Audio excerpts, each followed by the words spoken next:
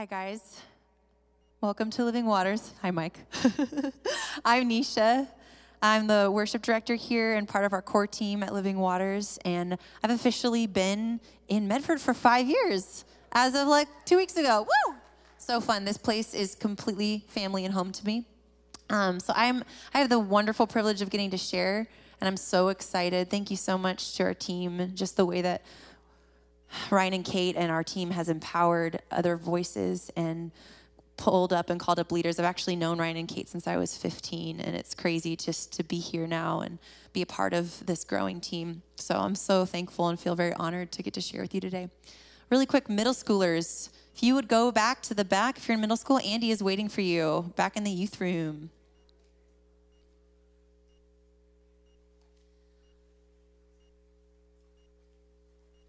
Also, I just wanted to give a quick plug. So I don't know how many of you in the room have heard of Drop Gym, but it's a women's gym. Anybody? Drop Gym, represent. It's a women's gym run by Lou Crenshaw and Chantel Dayton. They're part of our church. They were here just this morning for our first gathering. And we actually just finished a whole program with them this week. I was in it. It radically changed my life. I'm still unpacking the pieces of what God did in my heart, mind, and body. It was incredible. But I just want to throw this out there. This weekend, we have a ladies' event with them. It's called Shift. It's a 2-day thing. It's a Friday night and Saturday day this weekend. There's still spots open, and I just want to call the women in our church to it. If you've been a part of it before or you've never been a part of it and you want to step into more freedom and growth as a woman, I just want to encourage you to sign up. It is a life-changing experience. Honestly, if I had known this existed when I was like 18, my whole life would have changed. I'm 31 now. But there's so much power that they're imparting, that these women have access to understanding of trauma in the body, of our hearts, of our minds, and who we are in Jesus. And also what's special about this shift is this one is specifically for the church. So we get to talk about the Holy Spirit and Jesus, and the whole event is going to be infused just with the Spirit of God. And everything they do is infused with the Spirit of God anyway in their gym, but they also have created it to be a missional place where they get to lead and coach women who aren't necessarily believers. So that's a lot of what they do at the gym, but this weekend specifically, it is for our church community. So if you have a friend, someone that you're thinking of that you're like, I think a woman I know would love that, just text them today and invite them. All right. We're just going to keep rolling. So this morning, I want to talk to you guys about the true self and about identity. I'm so excited to get to dive into this. Identity is one of my favorite topics in the whole world. And if you guys have heard this this term, the true self, it's common knowledge in psychology. There's a lot of different views on it, but essentially it's our identity. It's the core part of who we are. When we think about our deepest, most true identity, the true self is the unhindered self. It's the part of us that was the original God idea. It's the self that refers to a sense of self based on authentic experience, where at the core we feel truly present and most alive. So that's pre all of the things we took on as children, right? In order to be loved. That's pre all the ways that we learned to behave to make sure that we were okay. That is our truest self. Our false self is a defensive facade behind which the person can feel empty. Its behavior is being learnt and controlled rather than spontaneous and genuine. Think about that. That's so good. So it's when we have learned behavior that we are like, we've been controlled, or our environment or something we have learned, oh, well, I won't be loved unless I do this, right? We've all done this. Who is on this journey still? I am massively, of unpacking the layers. Ryan talked last week a little bit about this. He mentioned identity and ways that we get our identity in other things, external sources. My dear friend Vanessa likes to call it outsourcing and insourcing. And I am stealing those words because they're so good. The outsourcing versus insourcing. True self is insourcing.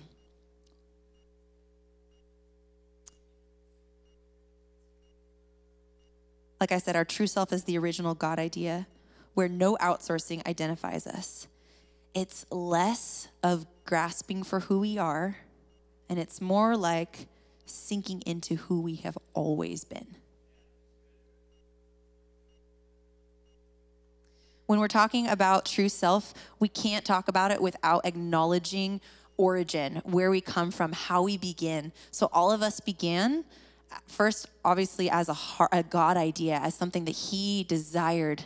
He desired for you to exist. He desired to know you. He desired for you to be on this planet. He created you as a dream first, right? That's your origin. That's where your true self is actually founded. And then we come into the earth, right? Boom, we're in our mom's womb. I don't understand all of how our spirit and all of that works, but that we know, even from psychology, that those first moments and hours and months of being in our mom's womb, we actually start forming early childhood attachment. So this word attachment essentially means the secure base of love that our identity forms from. So does everyone understand when I say attachment? I'm talking about that secure base of love and our ability to connect that is formed with our parents. And it actually starts forming in the womb, which is incredible. It happens with our mom primarily, and then it also happens with our father later. If you want to know more about attachment, there's lots of people in this room who could teach it a lot more in depth and more powerfully than me. But for today, we need to have that little bit of understanding. You can always talk to Thomas Perkins later.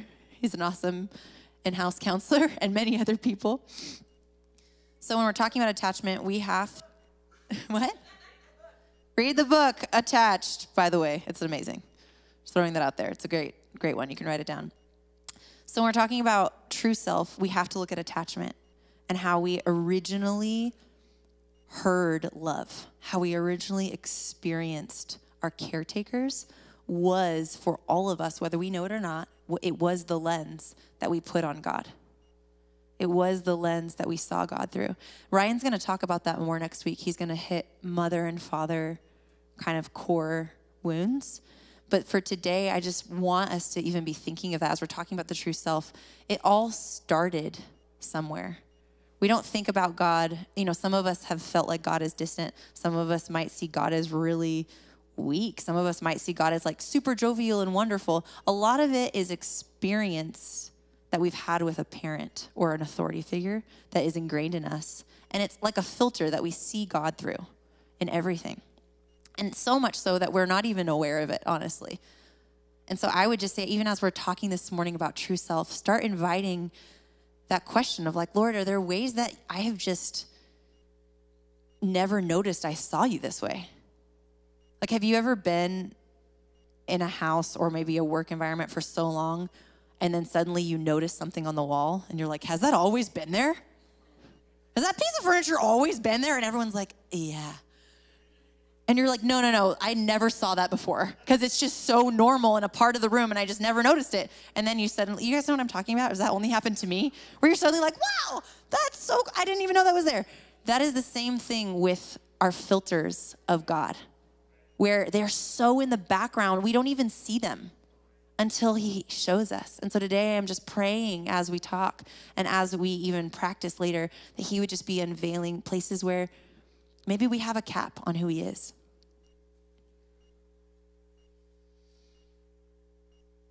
Many of us need our voice of a mother and father to be redefined. We need to reattach.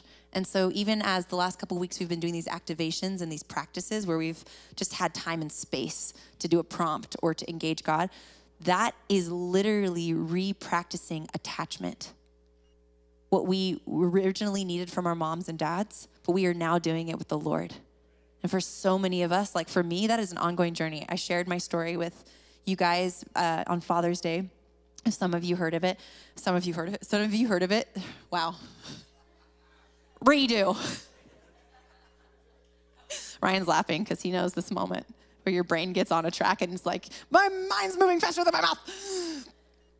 Some of you may have been there that day, but some of you don't know. And And so just to throw that out there, I've been on a journey for years and years of relearning the Father's kindness, of relearning the Father's voice, of reconnecting and attaching to a source of love that is so much greater than any human love. And I needed that. There was a lot of lack and abuse in my life as a child. And so there was a need for a new version of God.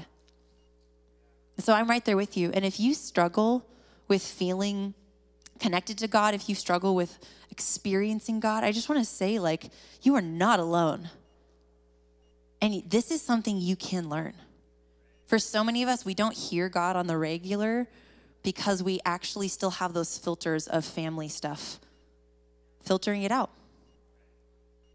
And I that is my story too. And so I just want to say, like, there's so much hope. The way that I experience the Lord now, if you told me that when I was a kid, I never would have believed you. This is a muscle. It takes practicing, just like anything else does. It takes practicing and tuning into him. And if that is you, and even if you're here and you're like, I have an awesome sense of attachment and identity, amazing. Guess what? There's more. If you come from a shattered lineage, maybe you don't even know who your birth parents are. Maybe you do. But you have been invited to a table that is fully set with everything you could ever need at it. Every source of love, every longing. That table you were invited to by Jesus. You were invited to a table. Romans 8:14-15. I love this. This is the verse where it says, the Spirit in you cries out, the Spirit that we've received. I'm just going to read it. For those who are led by the Spirit of God are the children of God. The Spirit you receive does not make you slaves to religion so that you live in fear again. Rather, the Spirit you received brought about your adoption to sonship. And by that same Spirit, we cry, Abba, Father. Abba is daddy. It's the most intimate word we could say to the Lord.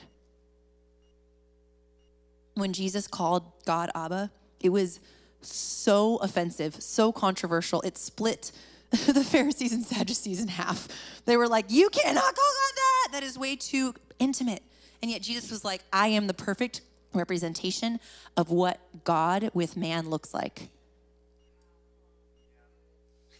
Therefore, let's call him daddy. Because that's what he always intended. We're coming back to the origin.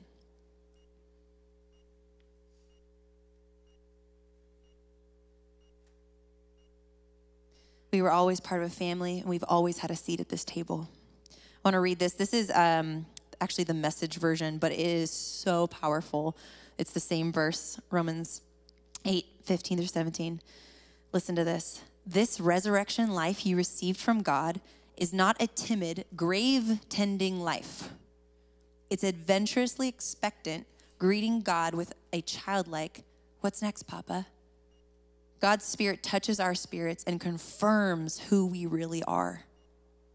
We know who he is and we know who we are, father and children.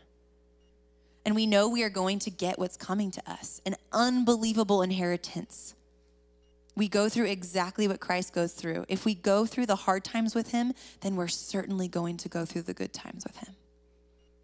Amen. We were seated at a table. When I was preparing for this and praying over you guys, I just saw a picture of this banqueting table with everything, every source laid out on it for us. And I saw this picture of some of us, and this has been me many times in moments. And I know, we know this, right? Healing and wholeness is a continual reality. It's a continual onion layer peeling of more and more closeness, more and more true self. So there have been these moments in my life, and I feel like this is for us here too, where we're invited to take our seat at the table. And instead of sitting in it, we're like standing guard around it. And everyone else may be around us, or some people around us are maybe sitting in their seat. And we're like comparing ourselves with them. Or we're actually hovering around the seat going, this is my seat. This is my seat. This is my seat. This is mine. Just so you know, I'm sitting here later. Just not right now. But I'm coming back. So just don't sit in it. And it's funny because if you think about it and you actually just take the chair and sit in it, no one is going to take that chair. And actually, no one can take that chair because it's literally made and molded perfectly for you and no one else. There's no one else at the family table of God who can fill your seat. Nobody. You are irreplaceable, invaluable, priceless, precious. So as we're continuing this morning, I just want to invite us to sink into our seat. In your physical chair, but in your heart, the seat of your heart, your true self. What would it look like if we sank in to this is my spot?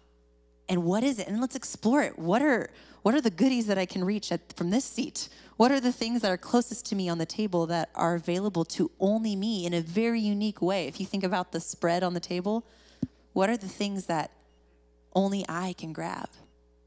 Does that make sense? I love what A.W. Tozer says, and we say this all the time, so I just want to say it together if you know it.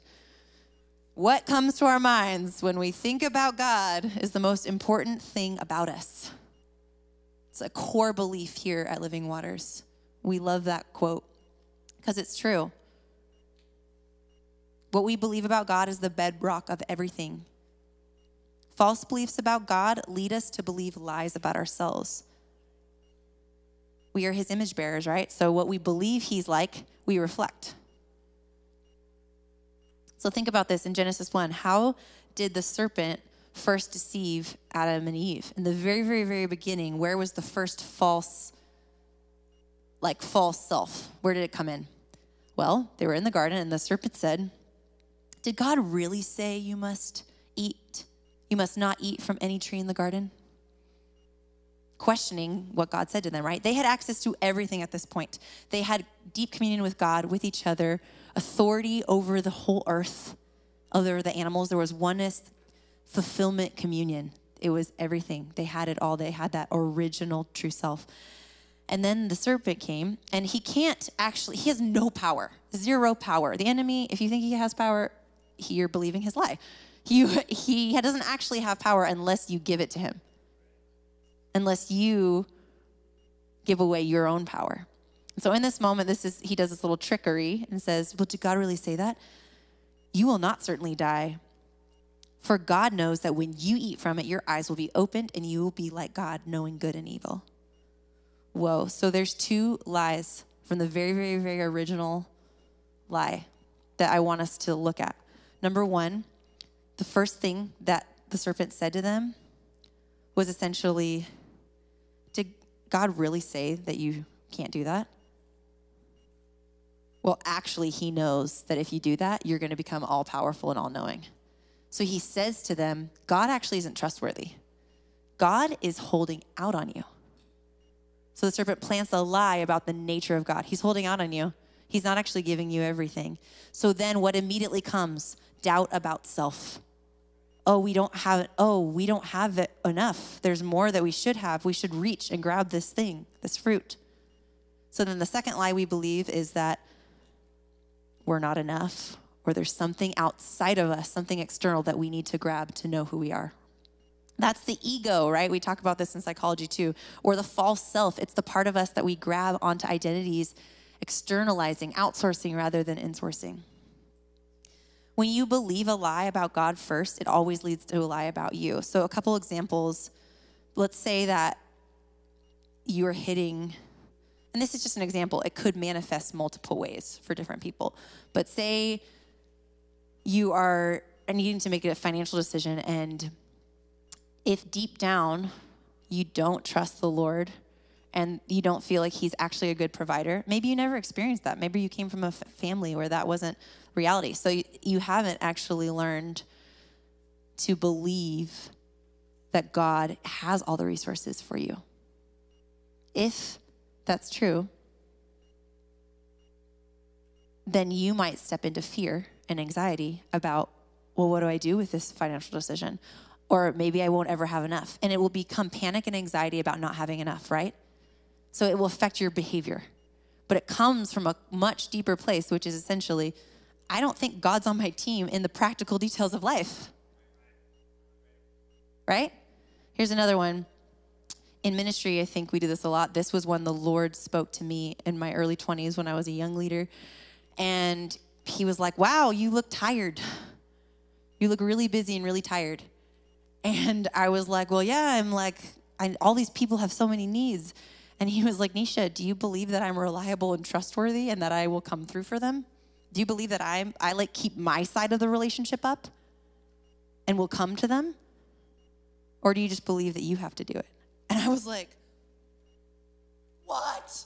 How did I not see that? Like this entire time I've been believing, and why is that? Well, I had an absent father. I didn't actually see a father show up and be present. So therefore, the belief that was very easy for me to believe, the furniture in the background of my office that I never saw, was God isn't coming through for other people. So therefore, I have to come through for everyone. Ugh, how many of us believe that lie? Yes, let's get free today. Let's just exchange. I love what Bill Johnson says. I can't afford to have a thought in my mind about myself that isn't in God's. Who you believe that you are is the direct outplay of who you think God is. What you do, your behavior, that's the direct outplay of who you believe you are. Do you see how they're linked? Who are you? Who is your true self? I want to ask you that question. Have you seen your true self? Have you ever seen him or her come out for a moment?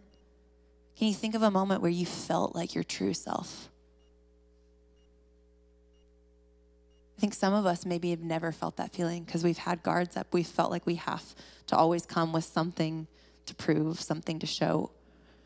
Or maybe deep down we feel so unworthy at some level. We're always trying to make up for it. Just me? Other people too? Great.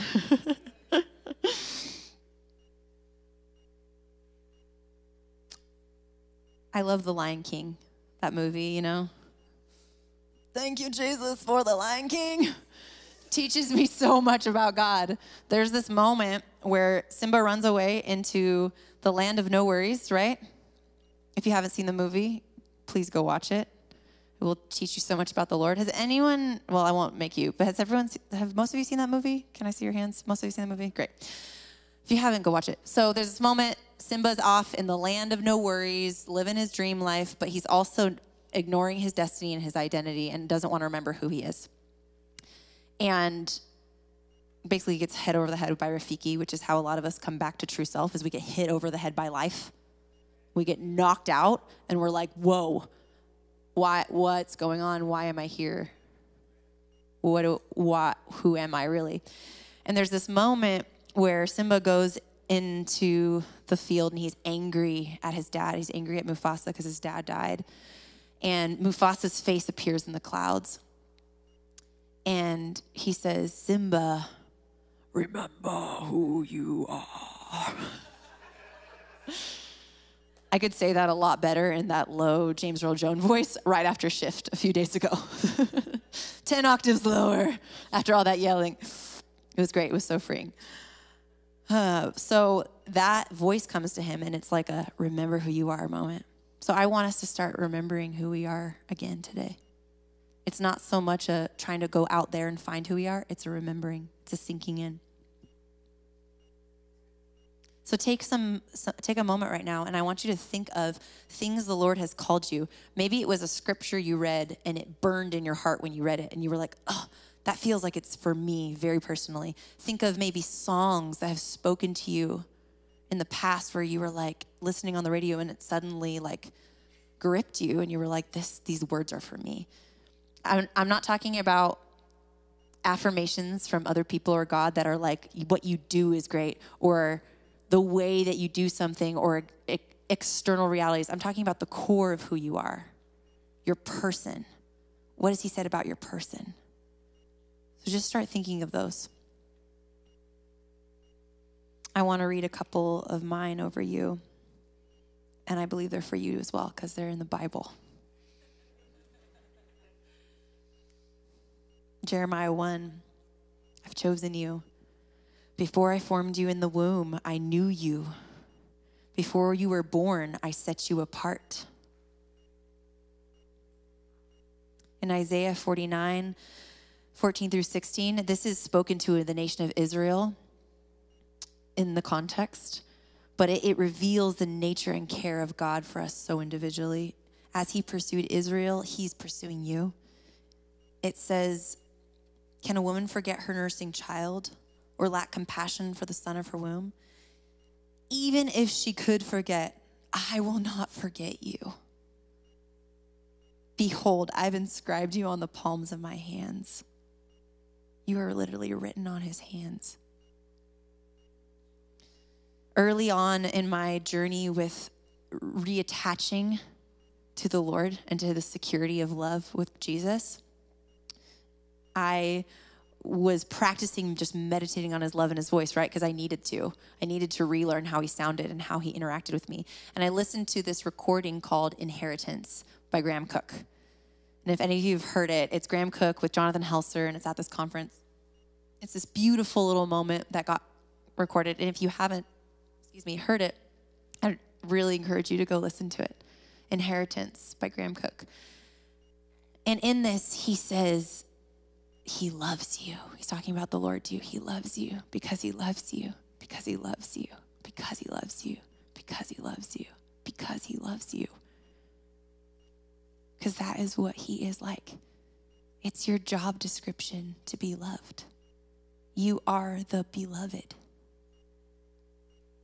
And in that season, I would just meditate on that every morning. I would listen to it over and over and over because this reality of being called the beloved wrecked me and resonated with me, where I realized, beloved, in the very name he gave me personally, is actually my identity and what I am to do. Just like in Israeli culture, where they would name people based on their future, right? Based on their destiny, based on their call, based on who they were. They were given new names at very strategic, significant times. And the Lord called me beloved personally, and I heard his voice say that. I was like, oh, my job is to be loved. And that's all of our invitation. And I want to ask you, what would you look like if you lived out of that reality of knowing you were that loved? I don't know if you've ever seen a person who knows how much they're loved and what flows out of their life, but it's not like they're trying so hard.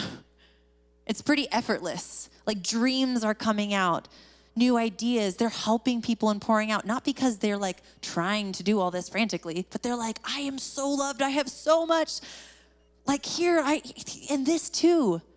I've had moments of that in my life where I've lived that reality for a moment, and it was so powerful. I think of Mercy Roden when I think of this, Ryan and Kate's little girl, because she's 6 and she knows that she is loved. And for me, it's been very healing to have an external source where I can watch a little girl know how loved she is.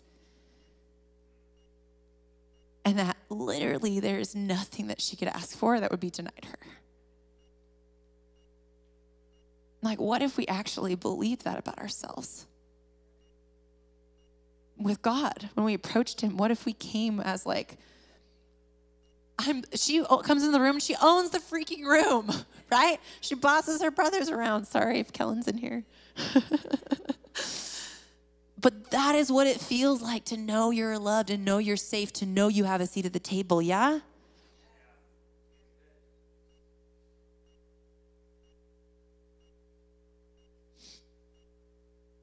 To be our true selves takes tremendous courage and confidence in our belovedness.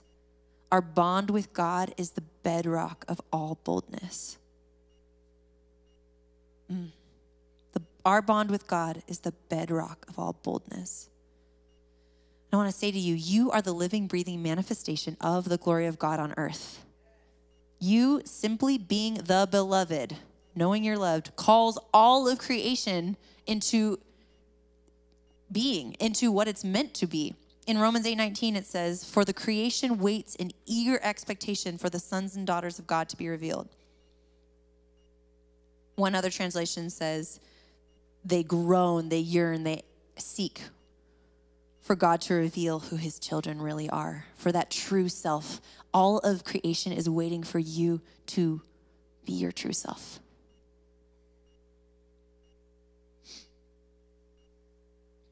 I want to invite the worship team back up. Wherever they are, they're going to make their way.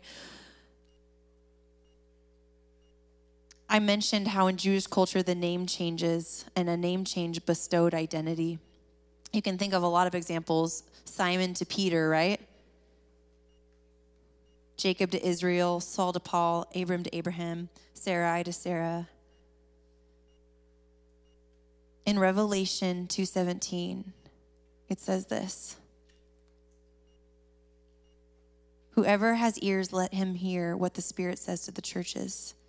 To the one who is victorious, I will give some of the hidden manna. I will also give that person a white stone with a new name written on it, known only to the one who receives it. I have a new name for you, he says to you. Do you know what that is? Have you heard that name?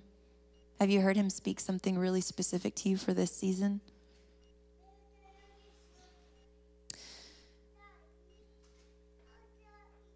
There was a moment for me in my story where this hit so hard.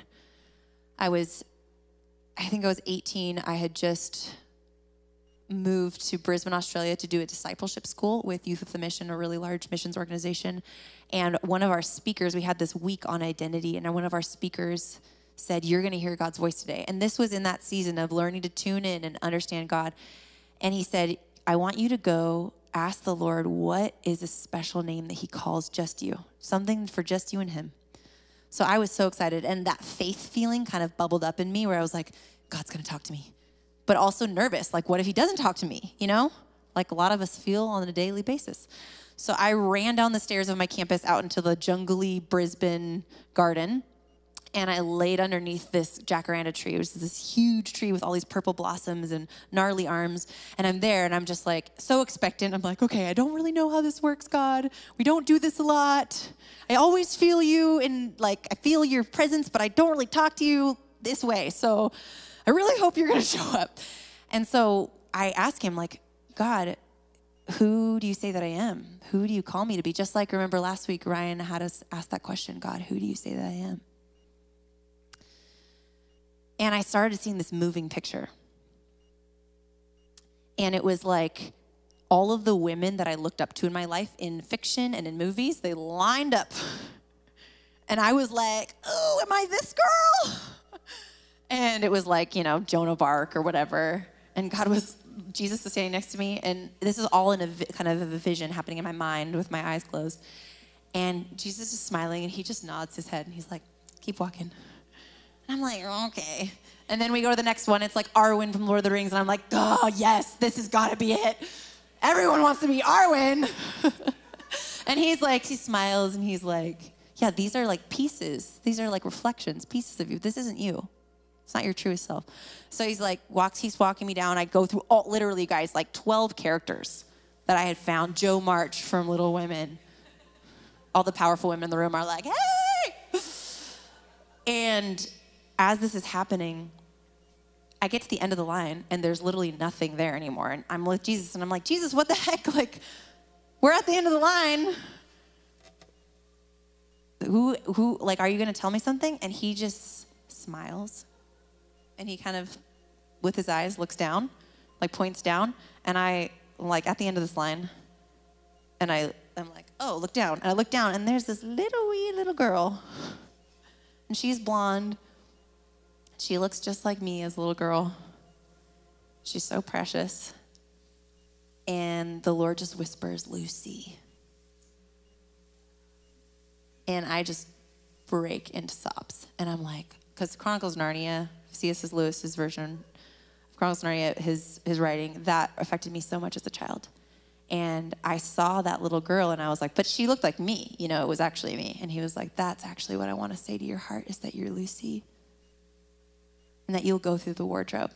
And you don't have to be all these big, strong, beautiful things. You can just be this little girl, and that's enough. You guys can start playing if you want to.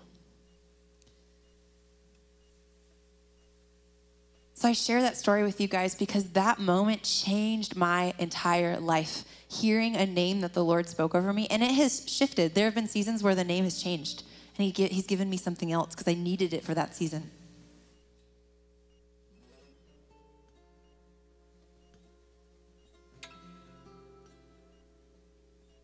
Some of us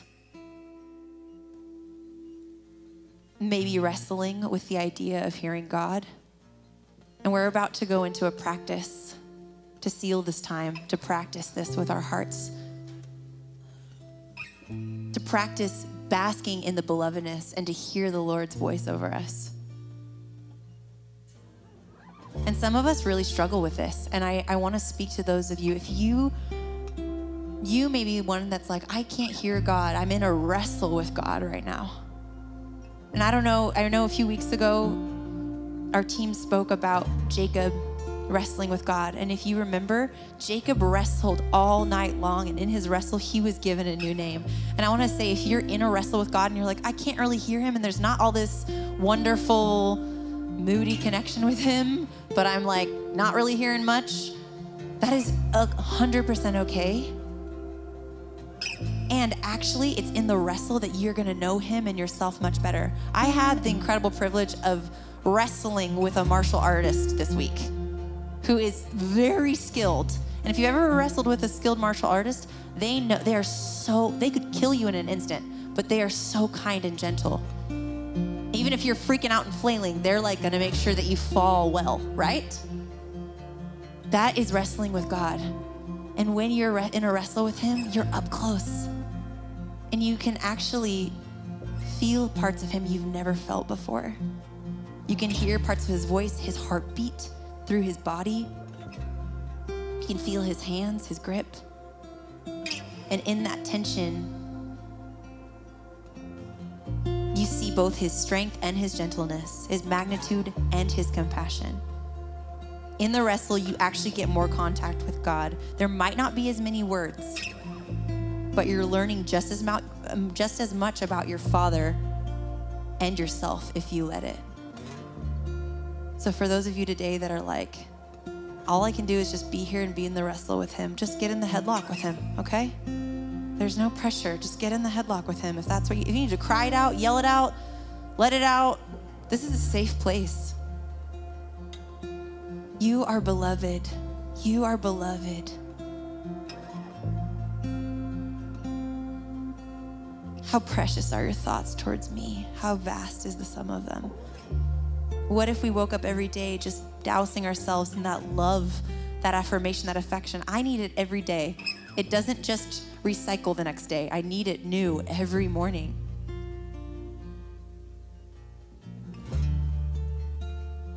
So I want to just lead us in a moment. And I felt like the Lord called this a still waters moment. You're welcome to close your eyes if you want to. Just take some deep breaths with me. We're just going to take a moment to connect with God, to see our true selves. And I want you to imagine this was like the olden days before mirrors. Say you were tired from a long day's work and you had armor on, you're part of an army, you walk down to the river, you walk down to the lakeside, and if you wanted to wash up, you would like get low on the ground, you'd take off all your armor first, you'd wipe and wash your face with the water, and then if you wanted to see how you looked, you'd bend far over the water, maybe get down on your knees, and in order to see your face, because again, no mirrors, you would have to wait for the water to settle and for it to get very still. And then you'd be able to see yourself.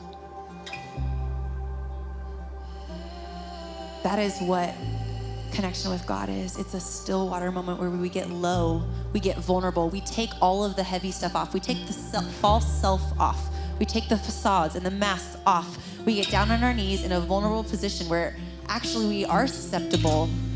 We're not covering our backs. We're looking over, peering over the side of that lake or that shoreline into the water, asking to see, who am I? Who is my true self? And it takes stillness to do that. Be still and know that I am God.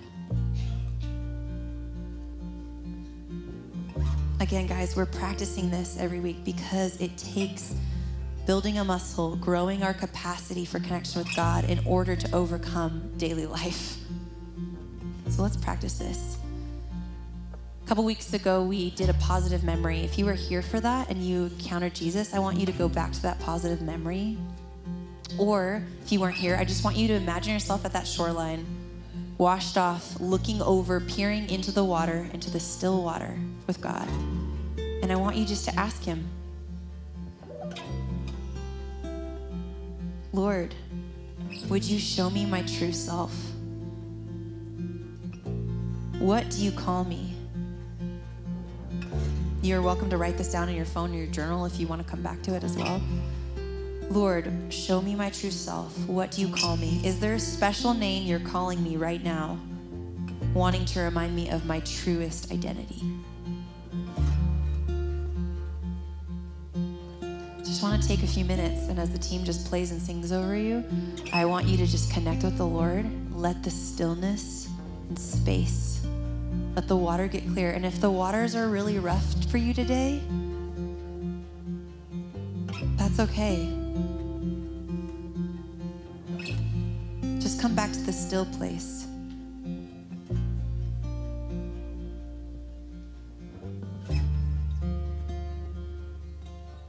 Some of you, this might hit you later in the week. It might be out in nature. It might be on a car ride. But I just want us to make space right now. So Lord, and again, let's practice using our imagination. It's a place that the Lord actually meets us if we let it. It's a part of stepping into the mind of Christ. So we're leaning over that shoreline, looking into that still water. Lord, what do you want to show us? I want to see my true self. What does he look like? What does she look like?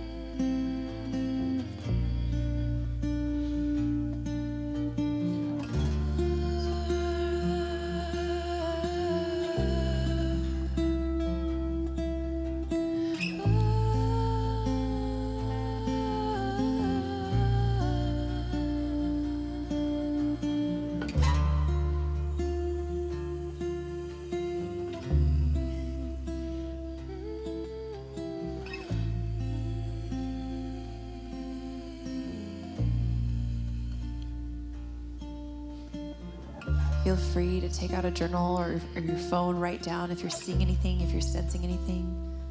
Pay attention even to how your body feels. Sometimes it's just the really tiny little ways that he comes and meets us. He'll meet you wherever you're at. You don't have to work hard for this. He's just gonna come in the way that you need to be met. And if you're seeing something negative when you look in that reflection, I want you to ask the Lord, Lord, what do you say about this negative thing that came up?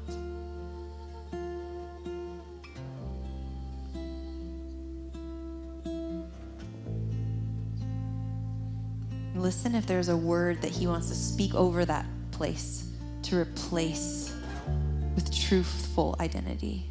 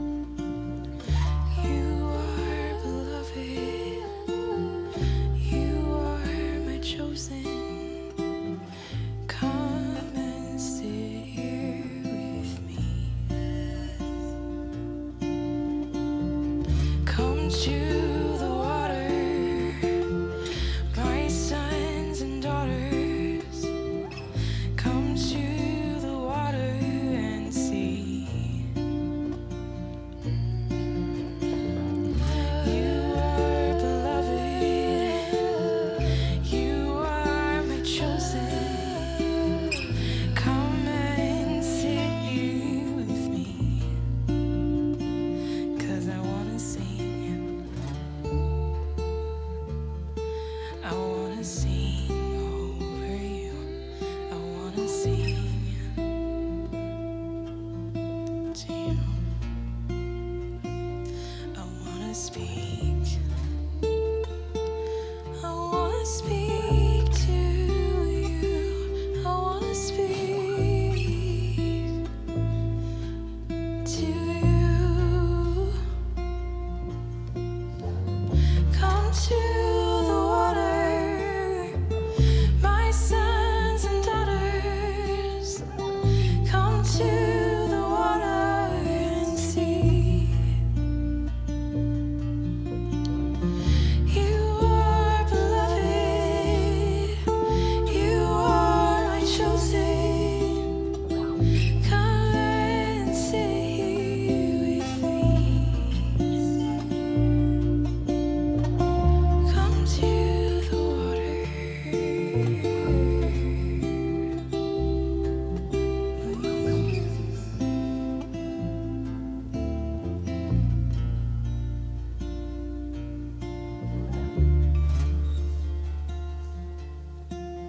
You are invaluable. You are priceless. You are irreplaceable to me. This is what the Lord is saying over some of your hearts. If you heard something, I just encourage you to write it down or just keep experiencing it if He's still talking to you right now. But I felt like as I was praying that there were some specific words the Lord had for people, and I don't know who these are for, but I'm just gonna list them out. And if there's one that just grabs your heart, I just want you to grab it. Like, take it as this is what He's saying over you today. This just came out of prayer for you guys. So I heard Him say, you are grace and balance with truth on display. Somebody take that one. You are clean and pure. That's for someone. Over someone else, He says, you are my whole one. You are whole. There's no incompleteness in you. For someone else, He says, I call you stable. I call you sound fortress.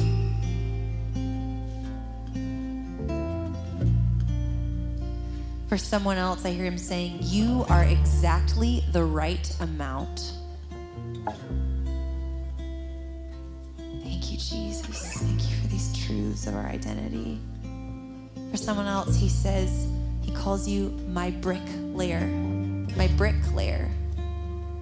I don't know if that's practical or in the spirit or in the emotional world, but you're a bricklayer.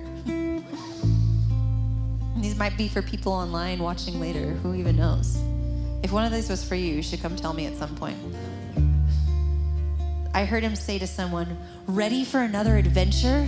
And He asked it with this excited puppy kind of face. It was awesome. He was like, I'm ready, yeah. For someone else, I heard Him say, you are my adventurer. And another, He said, you are my storehouse. I heard Jesus call someone else, you are my generous one, full of robust love.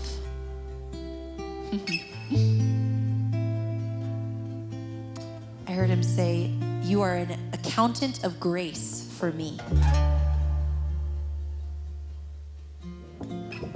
And still for another, I heard Him say, you are a healer with words.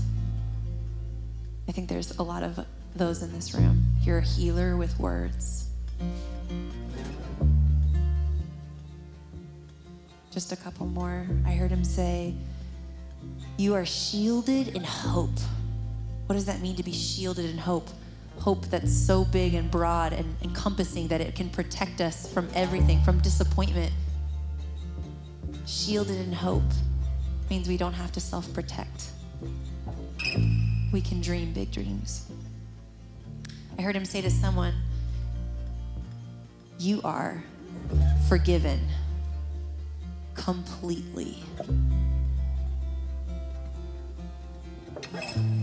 Chosen Just like that song Kira sang over us, that was so beautiful. It was the Father's heart for us, that you are my chosen.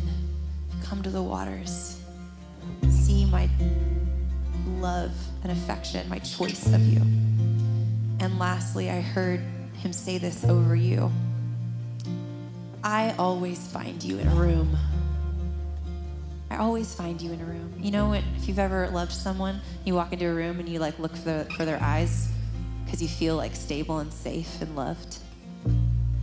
That's what the Lord's saying over you. I always find you in a room.